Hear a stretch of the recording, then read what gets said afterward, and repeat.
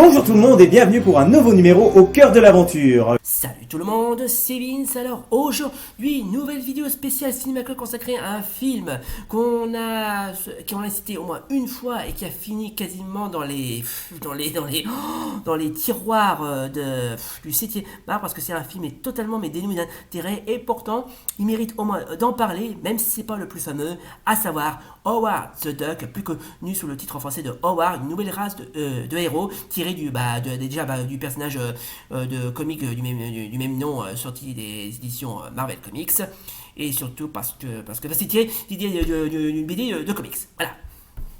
Intéressant. Déjà, franchement, quand j'ai vu ce film la première fois, mais je me suis dit, mais waouh, mais d'où il sort celui-là? Je l'ai vu et c'est tellement ancré, tellement longtemps que je m'en souviens quasiment plus du tout de l'année, mais c'était il y a tellement longtemps.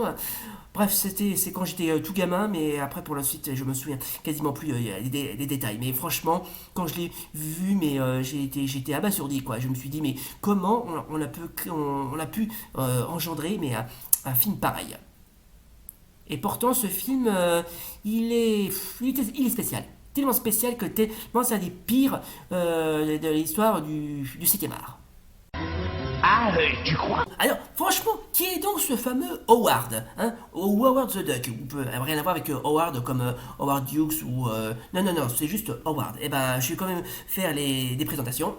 Donc, Howard the Duck, littéralement Howard le canard, est un personnage de comique créé par Steve Gerber et Val Meyerick, excusez-moi, apparaît pour la première fois dans le comic book Adventure into Fear, 19 au décembre 1973, édité par Marvel Comics. Alors, il faut savoir que ce personnage a une histoire vraiment très particulière. Mais bon, je vais quand même, comment dirais-je, vous le présenter quand même. Alors, Howard T. Duck est un canard humanoïde évoluant dans un monde bizarre et absurde. Il est accompagné dans ses aventures par une femme humaine nommée Beverly Swizzler.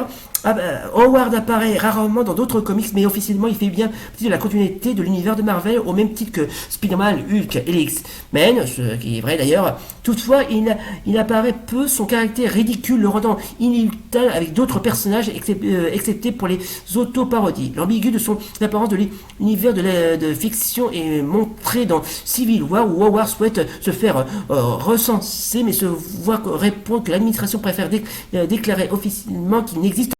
Alors tout ce que les moines m'ont appris, toute leur légende était donc vraie? Voilà, donc c'était la présentation de ce personnage charismatique des éditions Marvel Comics. J'en profite également pour faire une dédicace à tous les fans de Marvel Comics qui me regardent. Et en 1986, on a eu droit à une adaptation en film réalisée par Willard Rick, excusez-moi, et produit par George Lucas. Non, mesdames et messieurs, vous ne rêvez pas, c'est bien George Lucas qui a produit ce film. Le même George Lucas qui a fait la mythique franchise Star Wars. D'ailleurs, c'est vraiment le créateur de Star Wars.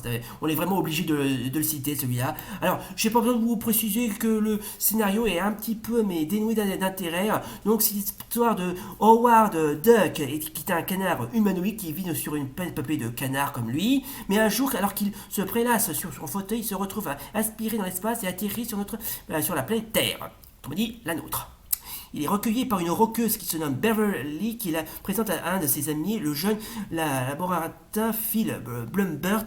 Après avoir fait son enquête, Phil découvre que ce qui a fait venir Howard sur sa planète jusqu'à la Terre, un laboratoire d'astrophysique d'Inatechnique a créé un nouveau canon, spectroscope à laser et a essayé, mais le rayon émis par le canon a touché le salon d'Howard et sur sa planète qu'il a transporté sur Terre. L'un des autres essais qui tourne, mais mal aussi, les savants font venir sur Terre un monstre venu d'une planète encore plus lointaine, Nexus de Sominus. Le monstre entre dans le corps d'un savant, le docteur Jennick, pour se cacher et commence à répandre la terreur sur son passage. Beverly ayant été prise en otage par le monstre, Howard et Phil s'unissent pour l'éliminer. Ouais.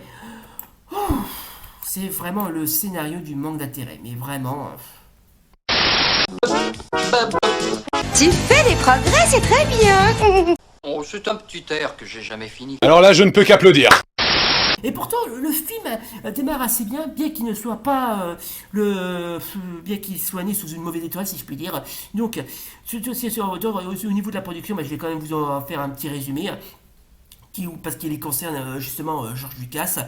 À la suite de American Graffiti de George Lucas suggère l'idée d'adapter Howard the Duck par des scénaristes William Wick et Gloria Katz. Ces derniers sont intéressés pour en faire un film d'animation. Le studio Universal, qui a refusé le projet Star Wars dans les années 70, souhaite collaborer avec Lucas et accepte donc de produire le film. Il existe néanmoins que Howard soit tourné en prise de vue réelle pour en faire une grosse sortie estivale. En 1984, Lucas se désengage à la présidence de Lucasfilm et lance la production de la première adaptation du film d'un personnage de Marvel, qui l'ont fait exception du feuilleton cinématographique Captain America des années 1940.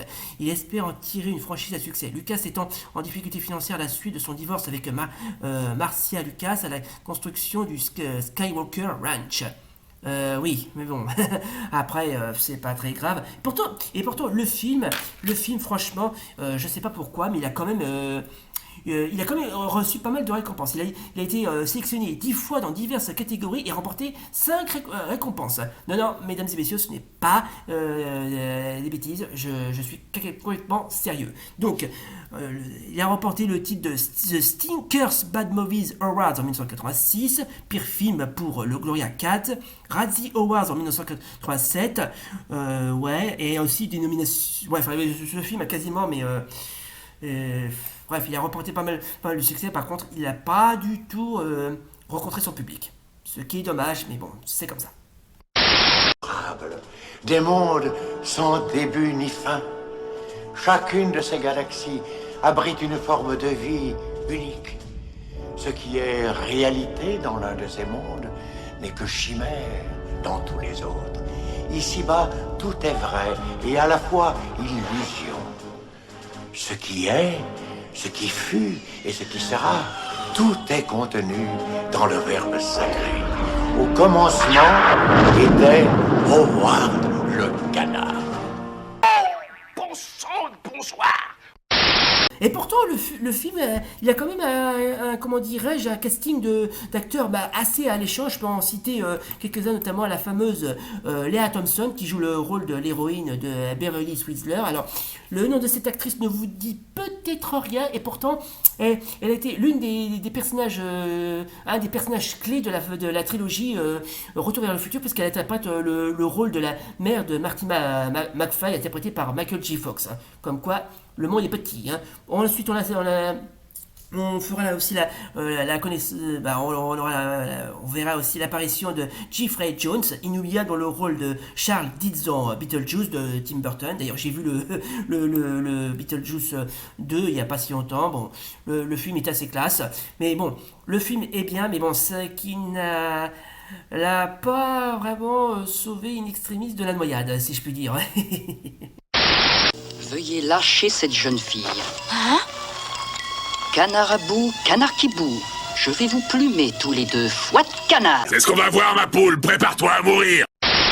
Et pourtant, le film, il y a eu des critiques particulièrement négatives comme tout, et pourtant, il est vraiment considéré comme l'un des pires films de l'histoire du cinéma. Howard the Duck est un échec cuisant. À sa sortie, on attribue ce sort au fait que le film n'a pas pu trouver son public. Justement, j'en parlais. Il est fondé sur une bande dessinée mal connue, ce qui est tout à fait vrai d'ailleurs, parce que déjà la BD est mal connue et le personnage est mal connu. Un thème principal qui semble en faire un film pour un canard anthropomorphe.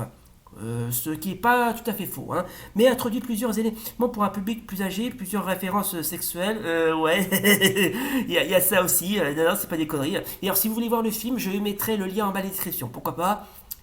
Et Steve Gerber a par ailleurs renié l'adaptation de son œuvre. Quant à une affirmation fréquente, l'échec commercial du film n'a pas influencé la vente par Lucasfilm et de sa division spécialisée en images de synthèse de Steve Jobs. Steve Jobs, vous avez bien entendu, Steve Jobs. Cette vente qui donne par la suite le studio Pixar Animation Studio, qui a eu des mois avant sa sortie de Howard the Duck, la société de George Lucas ayant déjà besoin de compenser ses problèmes financiers. Malgré ou à cause de son échec, le film est devenu culte dans les années Gênés à l'époque de sa sortie, Lea Thompson et Chip Zien sont désormais positifs envers le film et aident ses femmes. Le personnage a fait d'ailleurs un caméo sur la séquence post-générique du film Les Gardiens de la Galaxie. Oui, c'est vrai, c'est pas des histoires. D'ailleurs, je suis témoin justement de la fameuse scène post-générique où on voit apparaître Howard the Duck à la toute fin du film, où il fait juste une petite apparition et c'est tout. D'ailleurs, j'ai la preuve.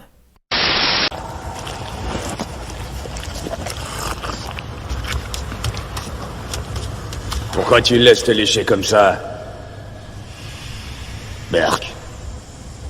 D'autres surprises? Je vous assure, vous ne serez pas déçus. Comme disent les connaisseurs, tout est bonheur dans le canard. Ah, c'est à mourir de rire. Oh bref, le film franchement il est... J'ai rien contre Marvel, mais franchement, je sais pas. Je sais pas pourquoi ils ont fait ce genre de film, et pourtant, il n'est pas fameux. C'est ce qui est vraiment dommage, quelque part. Bon, après, il faut voir le positif aussi. Ils ont fait ce qu'ils pouvaient aussi. Il faut dire qu'à l'époque, faire des adaptations en films tirés de franchises connues ou non, c'est toujours un défi à relever. Et pourtant, les films Marvel, ils partent de loin. Et pourtant, j'en ai cité quelques-uns. Bon, je vais pas en citer quelques-uns parce que je peux vous citer le fameux Captain America de 1970, qui a déjà été mentionné par Le Jour du Grenier, qui est pas fameux. Idem pour celui qui est sorti, je crois que aux alentours de l'année 92, il me semble qu'il est pas fameux non plus, qui a aussi été mentionné par Le Jour du Grenier. Mais bon, ça c'est rien comparé à celui-là, parce que bon, même s'il a été vaguement cité, ce film reste culte. Bon, après, qu'on l'aime ou non, un film reste un film. Voilà. Et d'ailleurs, si vous voulez voir, comment dirais-je, ce film, j'essaierai de voir si je peux vous le trouver, le trouver, et aussi vous le mettre en bas de la description. Comme ça, vous pouvez le voir et revoir avec plaisir. Mais bon, sachez que ce film, il n'est pas le plus fameux, mais bon, il reste assez divertissant à voir. Mais il faut y voir pour y croire. Hein. Voilà donc, c'était donc notre vidéo spéciale cinéma consacrée à Howard the Duck, ou Howard le canard, qui est vraiment ce qu'on peut appeler un mauvais sosie de Donald Duck. D'ailleurs, il ressemble plus à Donald Duck qu'à Daffy Duck. Mais bon, après, même si le personnage n'est pas connu, il reste tel qu'il est. Voilà donc, j'espère que ça vous a plu. Si oui, comme d'hab, n'oubliez pas le pouce bleu et l'abonnement. Et d'ici là, salut, et rendez-vous pour de prochaines vidéos spéciales Cinéma Club. Bye.